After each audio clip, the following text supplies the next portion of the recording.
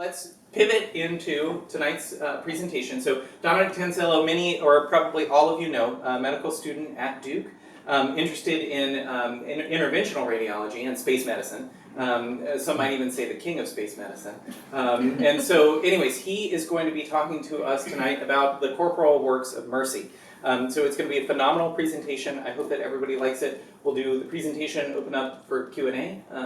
And yes, so a round of applause for Dominic.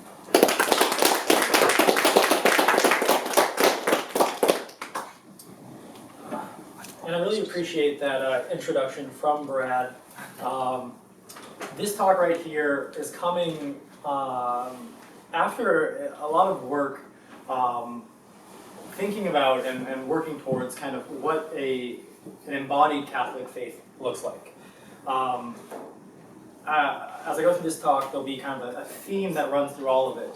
Part of which is that many of us feel that there's acutely something wrong in the world, in the systems that we're operating in, and there's either a desire to change it and do something about it, or there's this kind of growing sense of this hopelessness, right? That these problems are bigger than us, that these problems cannot be solved, or that they are the consequence of systems that are too big for any one person to handle.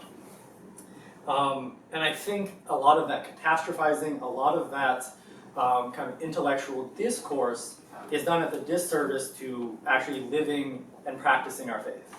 And so this talk kind of developed from somewhat of a potentially kind of fun but also controversial quote from one of the many Saint Therese or Teresa's of the Catholic faith. This one going that Christ has no body on earth but yours. Yours are the eyes which he looks compassionately on this world. Yours are the feet which with he walks to do good. Yours are the hands with which he blesses all the world. And I think that this quote starts to get at the heart of both the acknowledgement of the problem and then the response to the problem. And so that's going to be my goals in this talk here today. Hopefully I can first start off with the diagnosis of a problem. As Brad identified, I am in medicine, and so typically we like to hone in and talk about a differential, what the primary problem might be. Then we're going to hopefully prescribe a solution. And then I'm happy to actually jump into some of the science, and I'll conclude with actually some neuroscience on potentially why the solution makes a lot of sense. In undergrad, I studied neuroscience as one of my majors, and I feel quite passionately about this subject, both for its impacts kind of on my family and my own personal situations there, but also because I believe that for the right person, understanding the science can actually motivate you to do good, to follow through with the actions and understanding things at a systematic level. Personally, I find that, as I was hinting at earlier, a lot of the talks of like why we do things or how we do things, all these nuanced discussions loses this big picture idea of doing good in the world now in our lives. But for the right person and for hopefully folks out there, having kind of both theological and other justifications for kind of the importance of the corporal works of mercy, but then also maybe a scientific justification on why it's good for yourself to do so, could be motivation to pursue this path more dutifully.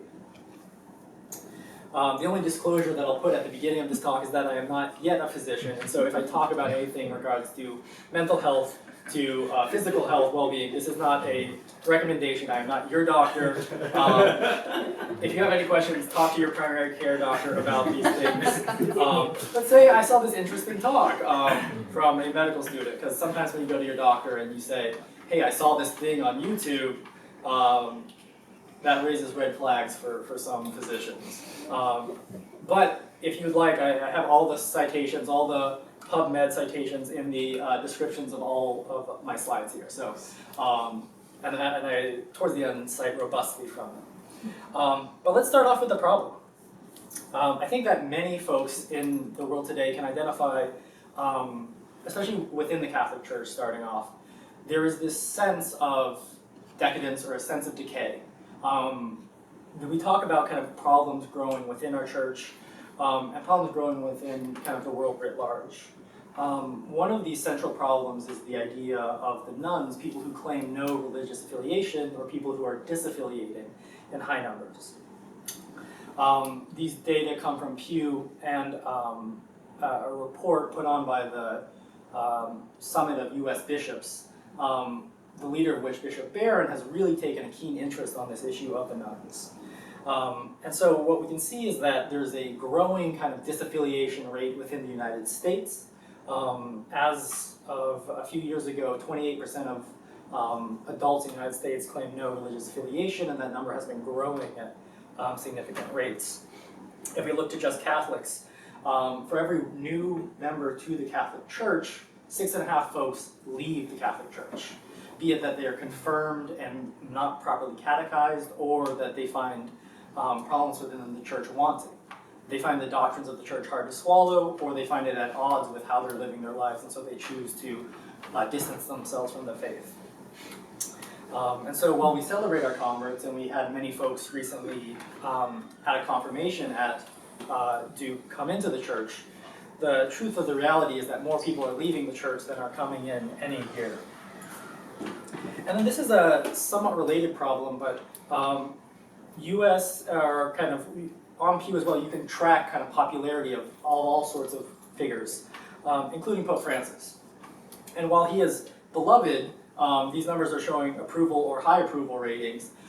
You can actually see this slow, insidious decline of approval ratings towards offices such as the Pope.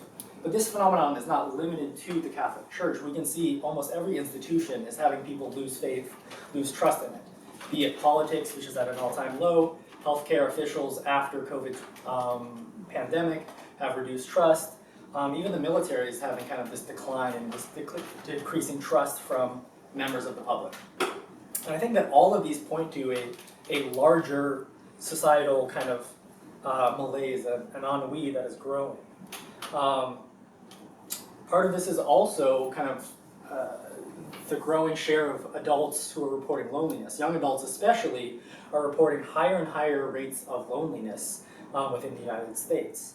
These people feel kind of disaffected, not connected with communities, and they feel stuck, isolated, or not having a good group of friends.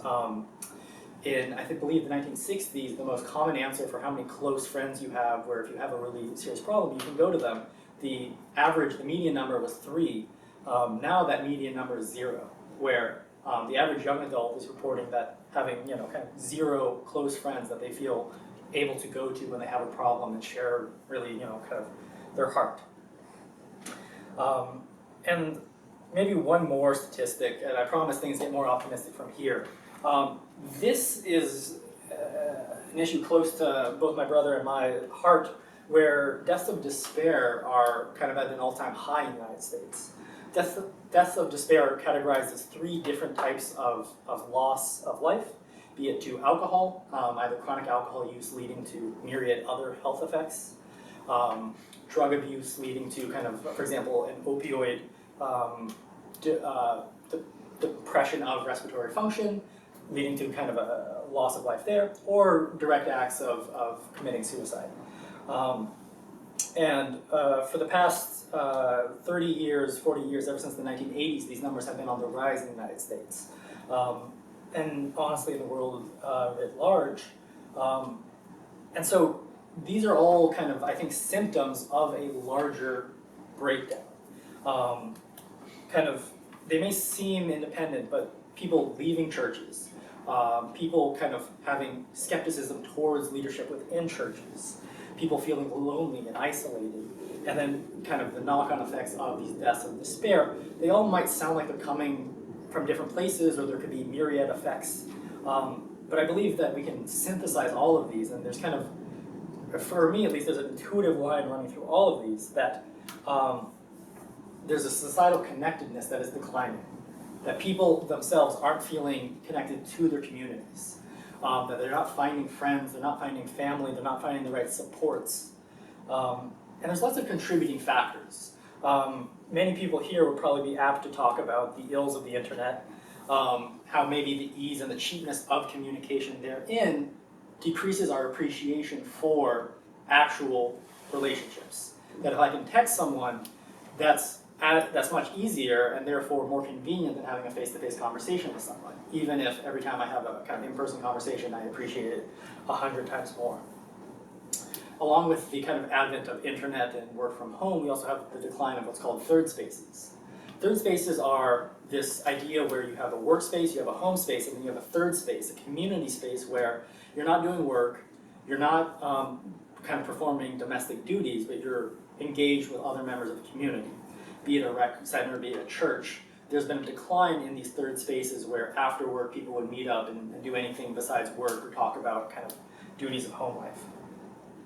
And then the real insidious kind of part of the internet is this comparison to the idyllic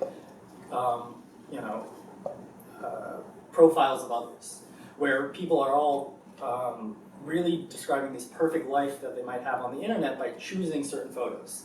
And there's increasing data coming out showing that increased use of social media actually correlates with worsening feelings of depression, low self-esteem, most negatively impacting young girls. The more that someone might use the internet, the more they might feel disconnected, isolated, and lonely. But again, we can point to other contributing factors as well. Many folks here in the triangle might relate to the idea that we're moving increasingly for work, for education, be it if you're an immigrant or even just domestically within the United States. Moving for work and for education is at an all-time high. And it's really hard to lay roots when you're moving constantly for new work opportunities and not laying down those long, stable roots. A really obvious factor to point to as well is the COVID-19 pandemic, which caused an incredibly high increase in feelings of loneliness and at the same time deaths of despair. One of those big spikes there at the end of that graph correlated almost perfectly with this later stage of COVID. When it first came out, there was this large sense of unity within the nation, that we were going to do 14 days to slow the spread and all work together. And then as that prolonged, kind of these knock-on effects of being isolated, of not seeing people, really started to raise their ugly heads. And then there's this larger idea of economic worry. As I talked about at the beginning, these larger-than-life pictures. Be it you're someone who is skeptical of capitalism in some sense, and you talk about late-stage capitalism as this insidious force that looks to transform all of our relationships into commodities. That every kind of relationship I have can be turned into an economic exchange. That is one way of doing that. But then also this idea of economic decline, that especially as manufacturing has left the United States, we're actually seeing a decrease in quality of life in younger and younger generations, where Gen Xs do not have it as well as boomers at kind of matched age spans, as millennials will have it worse, as Gen Z may have it worse than millennials. And then the final kind of idea here is political divide, as people talk about more, and that kind of ties into this issue of more people expressing dissatisfaction with Pope Francis. People having this urge, kind of brought about by the internet, brought about by cheapness of communication, to express political ideas and political disconcern as soon as it raises its head. And that divide is also being marketed, and we talk about kind of the economic worry side of things. News articles and news stations capitalize on friction and divide because that gets more attention. Again, if we can turn your distrust into someone else into an economic resource, we will. And then to tie it all together, dysfunction begets more dysfunction. As these problems worsen, this is kind of sometimes a one-way valve that if we are having kind of worsening connections, it's harder to connect with people. And if everyone is feeling this way, then everyone is having a harder time connecting. And that problem worsens, and it's this downward spiral. And that's really disheartening, because there's all these factors, and as I said, it's really despairing, and it's hard to feel like you have any sense of freedom or any sense of responsibility when these factors are all bigger than ourselves. So if we turn to ourselves just for a moment, really the thread that I see connecting all of these problems, this one problem of social connectedness, is the way that our identities are changing and being redefined. In short, there's this central idea of embodiment, right? Of how you act out, how you realize your identity. And all these technologies that I've described here have made identities more unstable. They've made them cheaper, easier to change, and more commodified. And that makes it harder to have a single well-defined persona, a single well-defined identity. And there's several books I can point to and think about when it comes to this. One of which that has been kind of most helpful for me is this book right here called You and Your Profile. This idea which charts different ways of forming identities over time. In the book author posits essentially that an initial identity was this sincerity model, that identity is something that you have to fit in and have to mold yourself to become. And you can think of this like military boot camp, where everyone comes in undefined private, and then through boot camp becomes a military person. They are given roles and responsibilities, and there's an order that is brought about beyond that. Following that, especially in the late 20th century, we have this authenticity model, that each of us has some authentic core to our persona, to our identity, that has to be expressed, that has to come out. And this is where I think things start to become commodified and cheapened. That if we all have this personal identity that has no bearing in relation with other people, but is simply defined on things that I buy or choices that I make, identity becomes this very personal, this very de-individuated, or very individual experience, I should say, that has nothing really to do with how I live my life. As long as I buy the t-shirts, as long as I buy the posters, that is the expression of my identity, of things that I care about. And identity becomes a consumptive process. And this book is really interesting because he's charting kind of the next idea where identity may shift throughout the 21st century, which is as we get continually more on social media, our identity becomes more about how we present ourselves, not to our friends, not to real people, but to this idea of this anonymous peer. How do we make our identities appeal to someone we have no idea exists, but if my social media, if my Instagram post gets more likes from strangers, that's actually better than if it gets likes from my mom or from my friends around me. Because my friends around me have an obligation to like my Instagram post. But if a random stranger likes my post, that means I'm doing it right. And again, we can see how identity is becoming more unstable, because it's not based on relation. It's based on this kind of thought of what do people out there like, and how do we do that? And then these two other books touch upon it in very different ways. And maybe I'll skip it to say, but that if we continually move away from actual experiences, if we move away from actual relationships, and we simulate relationships, friends on Facebook aren't real friends, they're simulations of friends. And then connections on LinkedIn, on Instagram, on Twitter are even less of a friendship than Facebook friendship. We have a simulation of a simulation of a simulation that cheapens all these experiences. And then I included actually the brothers Karamazov there because there was a fantastic quote towards the beginning of the book on the war front, where a soldier was talking to Alyosha, which essentially says that there's this isolation that prevails everywhere, above all things in our age, and is not fully developed. It has not reached its limit yet, for everyone strives to keep his individuality as apart as possible, wishes to secure the greatest possible fullness of life for himself. But meantime, all his efforts result not in attaining fullness of life, but in self-destruction. For instead of self-realization, he ends by arriving at complete solitude. This idea that identity is becoming this individualistic pursuit that you move away from other people while doing. It has nothing to do with living in a community and sharing a space with other people, but instead it becomes this pursuit where I need to find this authentic core to my life that other people have no bearing on.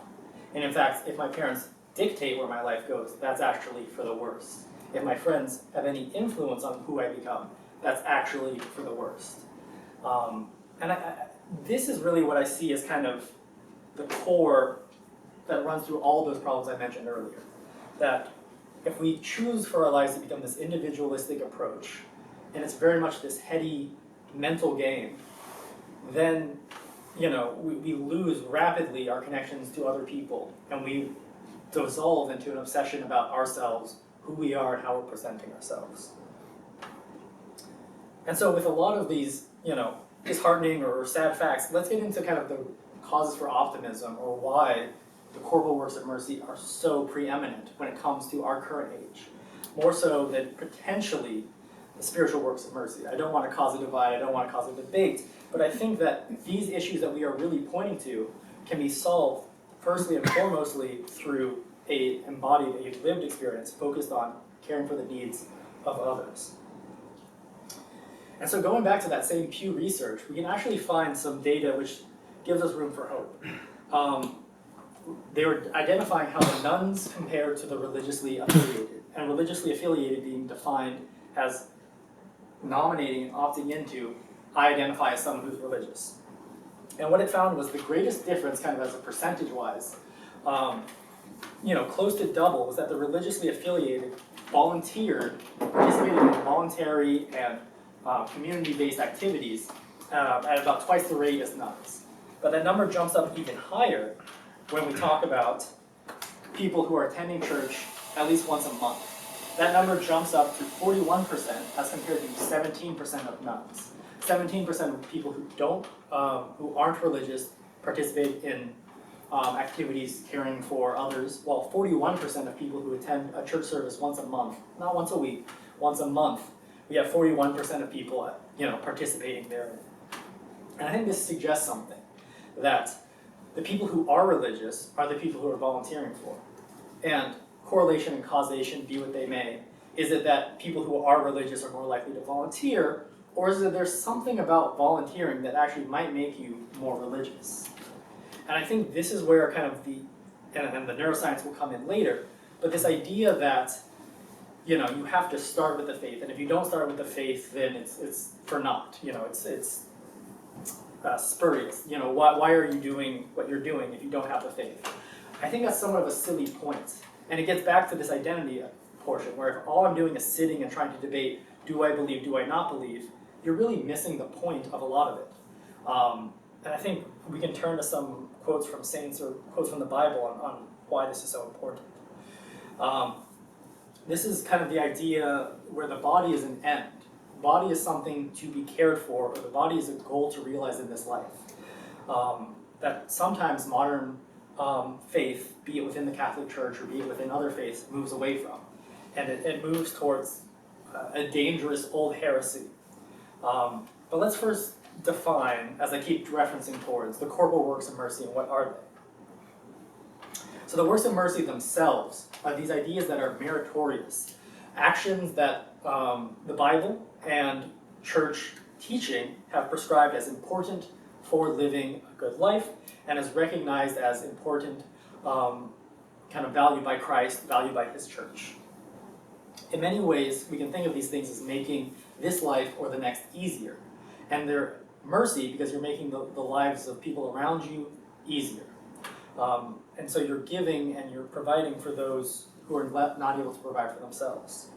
And there's a subdivision within that, be it spiritual or corporal. Spiritual works of mercy include prayer, include even actions where bearing intolerance patiently, praying for those who persecute you. All of these are spiritual works where it's often done very interiorly, and it's done with kind of the thoughts of others in mind. You're praying for others, you're supporting others, and taking care of their spiritual needs. But caring for the bodily needs, that's where the corporal works of mercy comes from, coming from the word corpus, caring for the bodies and the material needs of others.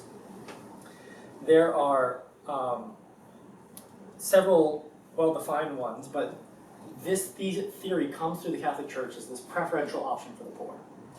This idea that we need to care for the poor around us, and that the church has always had it as its centerpiece, as its mission on earth. I love this quote here, where it says, "The poor need you to draw them out of poverty, and you need the poor to keep you out of hell." This was said by actually a bishop of Chicago, an archbishop of Chicago, Francis George, and he said this to a room of donors to the Catholic Church. This idea that if you are someone who has been gifted with a lot and has the material means to support yourself and others, you actually have an obligation to help others. And so I'll develop that thesis a little bit more, but just to say, where does this theory come from? This comes from Matthew. Towards the end of the Gospel of Matthew, there's this parable of the sheep and the goats, where essentially at the end of time, God will separate, Jesus will separate the world into two parties, those who cared for the needs of others and those who did not, essentially. And he says, I was hungry and you gave me food, I was thirsty and you gave me drink, I was a stranger and you welcomed me, I was naked and you clothed me, and I was sick and you visited me, I was in prison and you came to me. And these people who are heralded as the good, the sheep, ask, when did we do that to you, O Lord? And he says to them, truly I say to you, as you did to the least of these my brethren, you did to me. This idea that when we care for the poor, we are caring for God, and we are showing our trust and our faith in God. And conversely, the goats, or the kind of wicked bunch, are those who did not care for the poor, who when they saw the poor, they turned their backs, they did not clothe them, they did not feed them, they did not shelter them. And this is a really kind of central line throughout the Bible, that if you aren't caring for the material needs of the poor, there is something fraught within your faith, and that God can judge that as wanting. And to separate this idea of, as long as you have sufficient faith, then you're good to go, that's not necessarily kind of well developed. Maybe one might say your faith isn't strong enough if you aren't doing these good works, right? That these good works might come from the faith. However, I just want to add that this idea of doing these good deeds as really what God judges being worthy of entering into heaven cannot be understated. And that focusing on the corporal works of mercy is in some ways a way of focusing on your attainment, your achievement of heaven. I just want to make it clear that these are considered the 7 corporal works of mercy. The 6 initial ones were the ones defined there in the parable of the sheep and the goats, feeding the hungry, giving drink to the thirsty, clothing the naked, sheltering the homeless, visiting the sick, and visiting the imprisoned. And then there's one that comes from Tobit, where burying the dead is added to that list and makes 7. And that's a different way of caring for the body. After someone has left this mortal coil, there's still a dignity that the body has. And I think that's, again, this theory that we forget and we neglect at our own peril, that the body is this end in and of itself that needs to be cared for. That it is a good to care for the body. And why is it that the body is so important? Quite simply, God descended and became man so that we might become God. This central line, this central thesis that God took on human flesh to make human flesh that much more important.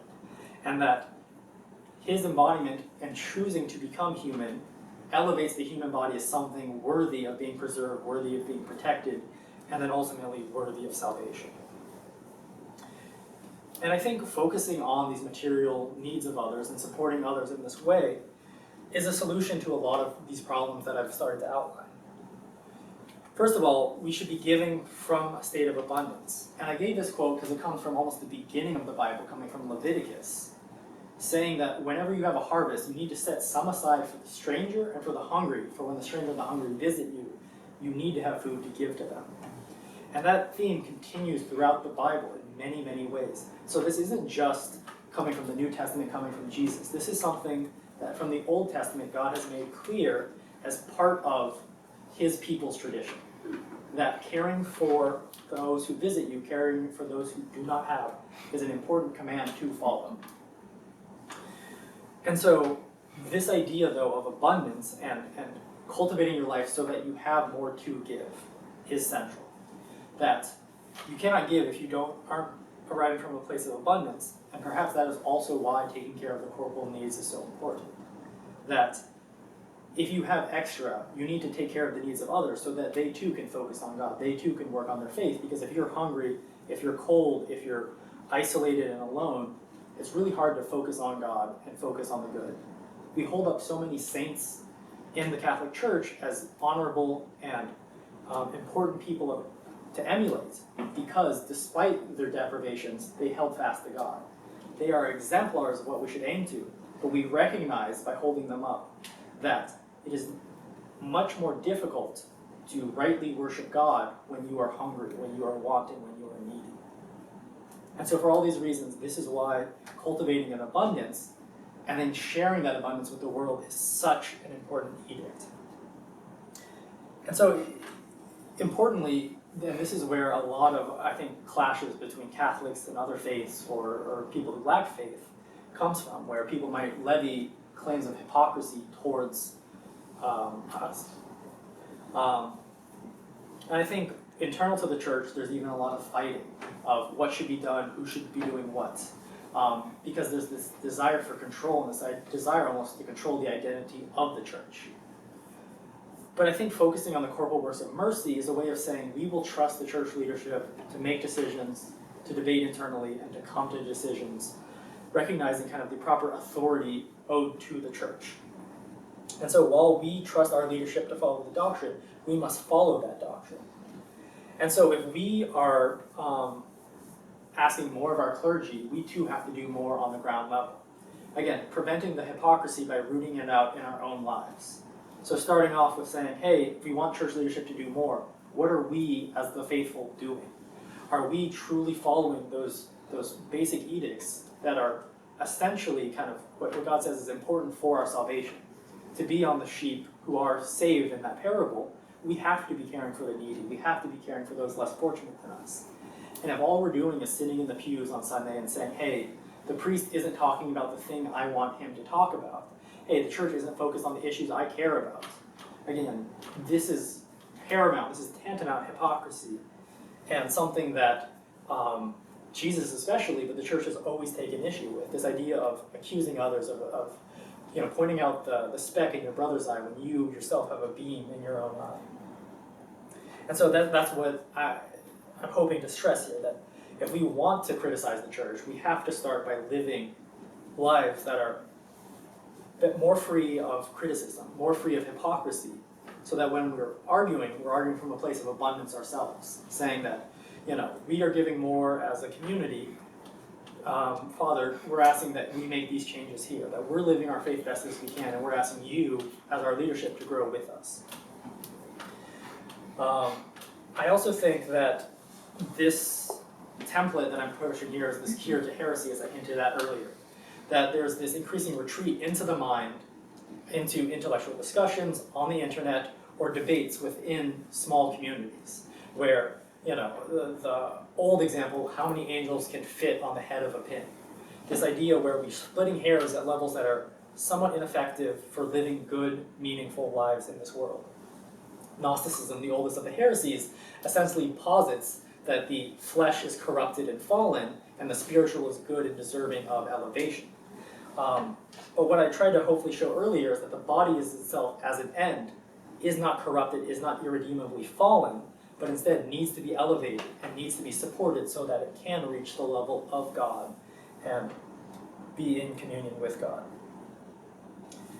And so this is pulling from the catechism of the church here, which essentially says that we recognize that while we may die in this life, that we still hold that the body is worthy of preservation. This is why it's so important to bury our dead, because in the next life, our souls will be reunited with our bodies.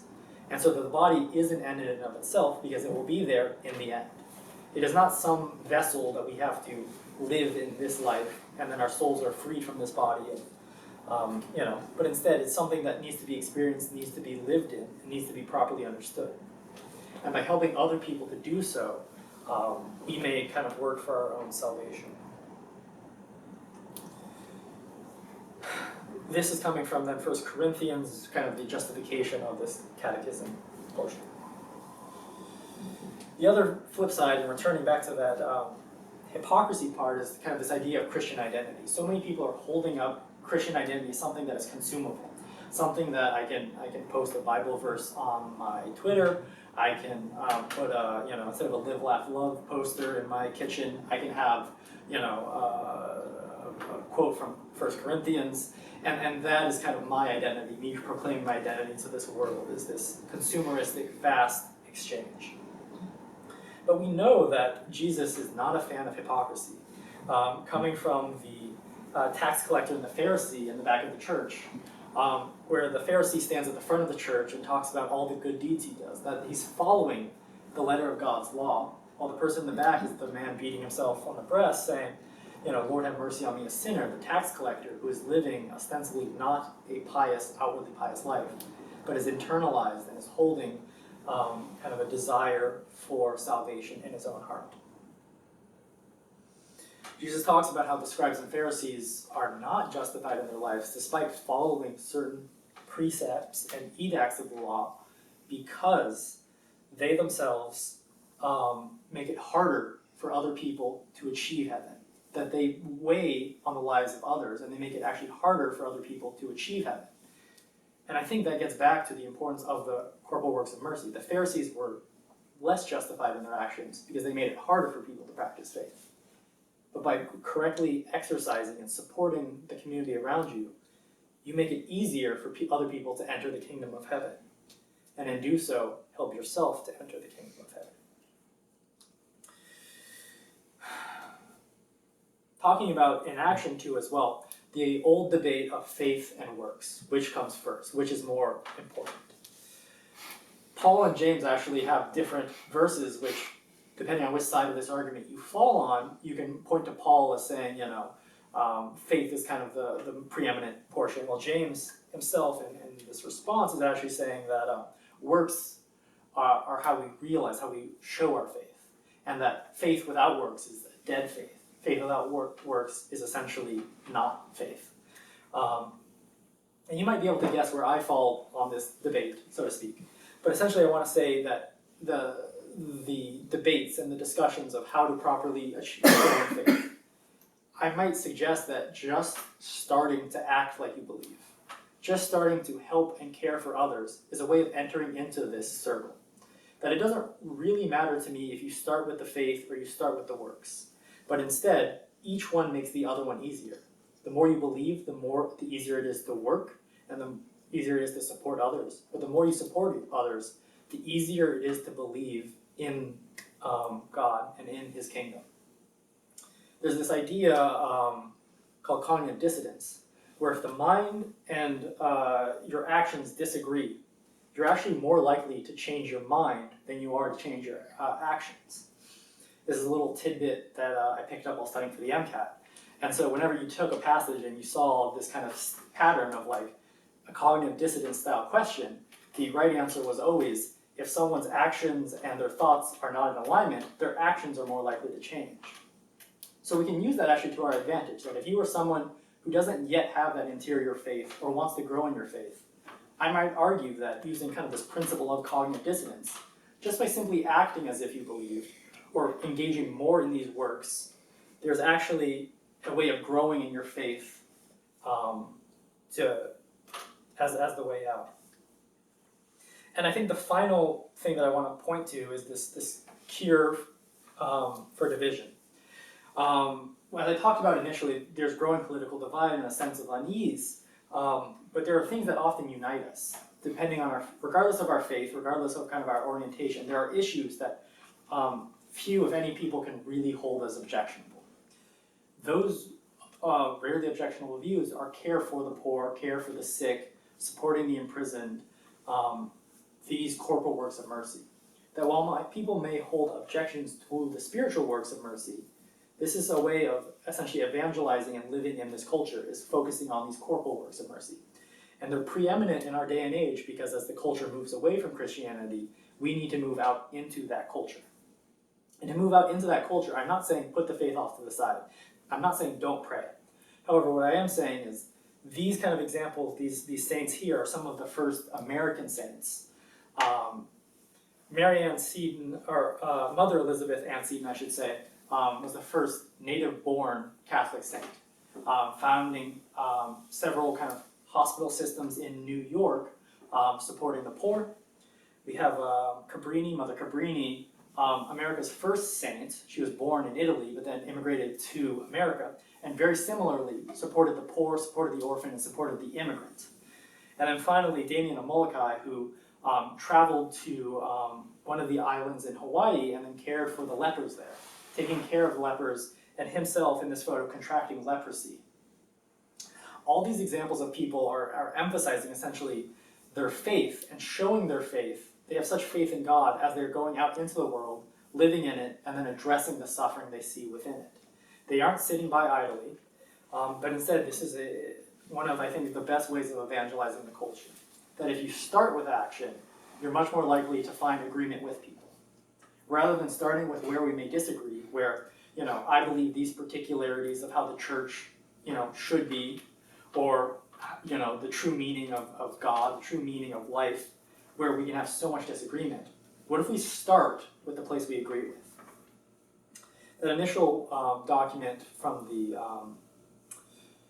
United States Conference of Catholic Bishops found that there were kind of different ways of reaching out into the cultures. And the path of justice was one that Bishop Barron highlighted as probably one of the most important, because that is something that is, by atheists or Catholics who have left the church, still among the most popular parts of the church. This preferential option for the poor and the care and the attention to the poor. Even people who are leaving the church says that is something good that the church is doing. And the gospel is, you did it to me. 5 words, summarizing that quote from Matthew. That which you did to the least of us, you did to me. And so, when you're out in the world and you're thinking, what do I need to do? This is a way of keeping it to yourself, or, again, explaining it to other people. What does your faith mean to you? Perhaps Mother Teresa here said it best, in this very easy, readily, and understandable way. And so that's essentially kind of my outline of why the corporal works of mercy is so important for the larger culture, for working within it. But here at the end, I want to talk about some of the neuroscience aspects, where there's a reason that we ourselves have bodies, and that actually living in our bodies is good for us as well. Not only is caring for the bodies of others important, and living in community in that way is important, but there actually is a way of understanding ourselves as helpful for it. Many people will point and criticize folks who outwardly care for others as desiring social credit, as people who desire recognition and adulation. Some people actually criticize Mother Teresa as one of those people. This is kind of one of the more unpalatable arguments I've heard, but since she herself wasn't trained as a doctor, because she was providing care in one of the most remote regions where healthcare was very limited to the folks of Calcutta, she was actually doing a disservice. And because she was so focused on being a public persona in her lifetime, she was actually doing a disservice. It was for vanity. It was for selfish reasons. But I think anyone who has worked with the poor knows that it's not always the most gratifying process. And there's a recent person who's not quite a Catholic saint yet, Dorothy Day, who has, I think, the best quote on this subject. There are 2 things you should know about the poor. They tend to smell and that they're ungrateful. And so if you think that caring for the poor is always this immensely great, gratifying thing, or that the recognition you get is the reason you're doing it, that's not always the first thing we may think of. And in the moment, it might not actually be the best feeling attitude. But there's actually a growing body of scientific evidence that it is caring for others and getting outside of ourselves that leads to long-term, durable benefits. It's not immediate, it's not immediately gratifying, as one might accuse someone of doing it for social credit reasons. Someone who's doing it for the attention and the applause of others. There is a region of the brain considered the default mode network. And it's a system of interconnected regions lying somewhat centrally and towards the front of the brain that when a person is at rest and kind of letting their mind wander, this is the region that is most activated. And briefly, the way that these scientific studies are done is we run someone through a magnetic resonance imaging system, MRI, and then we look over time to see where essentially magnetic fields increase. And the thought is when the magnetic field increases, we have more water there, and we have more water there because more blood is there. So essentially, we're trying to map where the blood is moving in the brain, which regions are more or less active over time.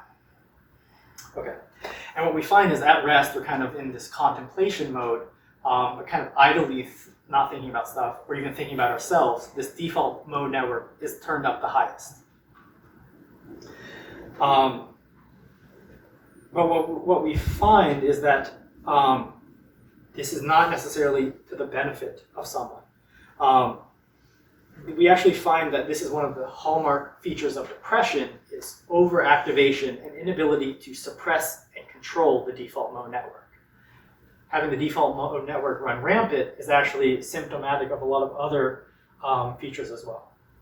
So here's the default mode network. Again, we can see it's kind of towards the front of the brain, and then we have this kind of middle section that are both activated at the same time when the default mode network is running. And we see kind of increased activity here, and we see decreased connectivity or control from other regions of the brain. Other regions of the brain might suppress these regions or being activated in other tasks. And so, yeah, this is essentially the part of the brain that thinks about ourselves the most. But as I showed earlier, it's also the part that is most activated or kind of most different in people who we know are suffering from depression. But we find it in other places as well. We actually find that folks who suffer from obesity more so have the default mode network increased as well. That the default mode network and kind of internal perceptions of hunger are actually increased in people who suffer with kind of appetite control. We find it also, if someone is addicted to drugs, that during withdrawal and during craving portions, when they most are seeking the drug, the default mode network is again turned up the highest. When this perception of your needs and your wants is the highest, the default mode network is turned up the highest. Again, in loneliness, this problem that we kind of touched on earlier, when a person is experiencing loneliness, again, the default mode network is turned up to as high as it can go. And then when your political beliefs are challenged, when you run into someone who's challenging your political beliefs, once again, this retreat into the self, this retreat into your own beliefs is highlighted, is understood by an increase in activity in the default mode network. And so, returning to all those problems that I talked about at the beginning, it seems that this whole talk of identity is towards a kind of retreat into the default mode network and an inability to control and curtail and regulate the default mode network. Letting it run amok actually kind of shows myriad knock-on effects: depression, inability to control oneself, one's appetites, and kind of hostility, loneliness. All these feelings actually correlate with rumination, with staying in one's head and being stuck in one's head. And so this is where the body as both a means and an end comes in. That if we recognize this is how our body works, this is where the science is pointing, perhaps there is a solution, as I talked about earlier, out of this vicious cycle. There's a solution to tamper down those instincts, to retreat into oneself and to think of oneself so much. I turn to one of my favorite passages from 1 Corinthians, right? This is what I have in my kitchen to signal my Christian identity, which is essentially that your body is a temple of the Holy Spirit, and that you need to glorify God in your own body. And part of this glorification process, to me, speaks of understanding how our bodies work and trying to work within these parameters, rather than trying to outsmart it and saying, oh, I can reason my way out of this problem. What if, again, the solution out of this cycle is to start either with faith, either with works, but recognizing that either, no matter where you start on this cycle, this is kind of this upward positive spiral. So to quiet the default mode network, one way that we found is actually exercise. And that over a regimented period of time, chronic exercise, pushing past pain or pushing past exhaustion when working out, actually quiets down the default mode network. It quiets it down because it actually increases connectivity between other regions that tell the default mode network, hey, we know it's tiresome. We know that this is a long run. However, we can push through it. We can make through it. We don't have to attend to the feeling of pain and the feeling of exhaustion. We also found that religion and spirituality are one of the best ways of controlling it. Many studies will look at meditation as a way of understanding this, but this was actually the study I found that talks about religion and spirituality writ large. Looking outside of oneself towards a larger spiritual principle is a way of quieting down this default mode network, of saying, hey, I'm not thinking about my needs right now, I'm thinking about something larger than me. And it's this social connectedness of meditation, of exercise, or of engaging in a religious community that actually helps to quiet down this focus and this obsession with identity. Returning to that earlier paradigm that I talked about, I might suggest that moving away from authenticity models, moving away from models of profiles and online presence, moving back towards this sincerity model where I have an identity that I want to affect. How do I do that? It's through adopting it and behaving like I have that identity already. If I want to join the army, I need to act like I'm in the army already. If I want to join, one of my favorite metaphors from Pope Francis is that the church is a battle hospital, a hospital in the field of battle. And so it's not to, be perfect or to only have perfect members in it, to be on the front lines taking care of the sick in one of the most challenging places. And so if I want to adopt that, if I want to be part of that, well, how do I do so? It's essentially that classic model of the angel and the devil on your shoulders, and it's paying attention to that angel more and paying less attention to that devil. Where that devil is talking all manner of, who am I, what do I believe in, what do I want, what do I think, who am I, kind of these questions of identity. Versus the angel is saying, don't think about those questions, just act. Just live in the world. And that trust that the faith will come, but start acting on it. And so again, to answer the question, if as I talked about, the default mode network is somewhat of a problem. It's important for some things, identity is important, but it's not something that we should preoccupy ourselves endlessly with. And being present in the physical moment, thinking that, hey, the past and the future, they're not here right now. The only moment that truly matters is the here and now. Engaging in physical activity. Engaging and working with others and thinking about the needs of others, not about ourselves or how other people are perceiving me. These are all ways of quieting down that default mode network. And I think growing and relieving so many of the anxiety, so many of the stressors that so many of us in this modern world face. And then that kind of last aspect of focusing on physical community, moving away from debates and discussions and just online discourse, but moving towards something that is embodied and real. Again, getting outside of our head and into our bodies. And Pope Francis talked about this, where freedom is this illusory item peddled by the internet. The ability to jump from topic to topic to topic, never diving deep into any of them, is this sense of freedom. It's enjoyable, but it does nothing to build community with the people around us, and it's not an authentic and true relationship. And so on that last aspect of authentic and true relationships, part of the reason that I love this work so much, every Wednesday, 5 to 7, I'm at the food pantry with my friends. And, I enjoy it immensely. Seeing all these people is terrifically rewarding for me personally. But there is also this larger kind of philosophical neuroscience information that underlies these actions. And so while I enjoy working with all these people and caring for the people in the larger Durham community, I want to stress that there is reason to say that this is perhaps, if you are concerned with these larger systemic problems, getting out of the cycle of, these problems are too big for me, starting at as small of a level as possible, as local of a level as possible, is a way of growing in your personal faith.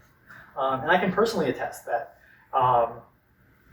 it's become easier to move away from doubts, easier to move away from suspicions when you have something consistent to touch base with, something that gets me out of my head, and for my vocation, for my career in medicine, constantly in my head, thinking about diseases and what if this, what if that.